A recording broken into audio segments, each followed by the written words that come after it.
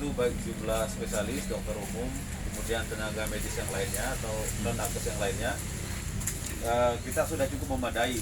Bahkan kita memiliki 2 orang spesialis paru yang tidak dimiliki oleh rumah sakit yang lainnya atau kabupaten yang lainnya. Nah, penyakit corona ini adalah penyakit yang menginfeksi saluran pernapasan, terutama paru-paru. Kita bersyukur punya dokter spesialis paru 2 orang yang merupakan aset dari Bubble. Jadi 2 orang dokter ini dia diberdayakan hampir di seluruh rumah sakit di Kabupaten Bangka ini. Jadi tempat konsul semua dokter se-Kabupaten Bangka ini, ya, bahkan Belitung ya. Jadi kalau dari segi SDM, dokter-dokter dan tenaga medis yang lainnya kita boleh dikatakan sudah siap. Ya, kita siap berperang atau berhadapan dengan virus corona ini.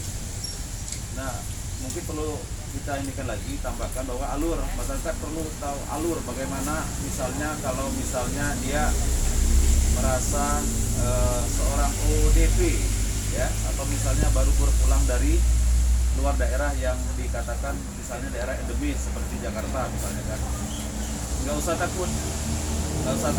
Jadi datang aja ke pusat-pusat kesehatan seperti puskesmas atau rumah sakit, nanti di situ didata tujuannya apa, biar orang-orang kesehatan tahu, akan disurvei, tahu bahwa di mana pergerakan warga yang ODP tersebut, dan di situ nanti akan disosialisasikan bahwa yang orang-orang ODP ini sebaiknya mengisolasikan dirinya di rumah, jangan keluar-keluar, karena ada juga yang penderita corona ini atau COVID-19 ini yang menderita positif tetapi tidak bergejala. Makanya itu yang perlu kita khawatirkan. Takutnya dia membawa kuman tapi dia tidak ada gejala penyakit. Nah, dia nanti bisa menular ke orang lain. Nah, orang lain yang kebetulan daya tahan tubuhnya lemah bisa ngedrop. Nah, itu yang dikhawatirkan. Makanya kenapa pemerintah itu menganjurkan supaya kalau yang orang-orang yang dari luar yang sudah terkontaminasi dengan daerah-daerah yang endemis itu sebaiknya diisolasi di rumah selama 14 hari. Itu tujuannya sebenarnya. Tujuannya adalah untuk memutus mata rantai penularan. Nah, bagaimana seandainya mereka ingin mendapat pelayanan terhadap penderita ODP ini? Datang aja ke puskesmas atau ke rumah sakit. Misal datang ke puskesmas, nanti puskesmas akan screening namanya. Di screening itu sudah ada formulir atau protokol yang dibuatkan oleh Departemen Kesehatan. Di situ akan diisi, nanti kelihatan pasien ini ODP atau PDP. Kalau seandainya dia pasiennya PDP, tidak ada gejala apapun, maka pasien itu atau orang tersebut disarankan untuk istirahat di rumah. Tetapi ternyata orang ODP ini dia ada gejala batuk atau demam, maka disarankan untuk dilakukan pemeriksaan lanjutan, yaitu ronsen dan pemeriksaan darah atau laboratorium.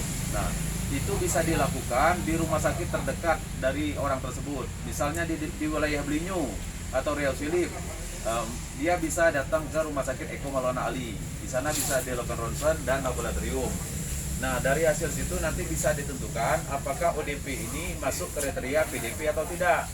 Nah, jika dia masuk kriteria PDP yang perlu dirawat, maka dia harus dirawat di Rumah Sakit Umum Depati Bahrin, ya, ke Rumah Sakit Umum Depati Bahrin. Tetapi seandainya dia pasien PDP yang tidak perlu dirawat, dia cukup diisolasi atau diisolir, ya.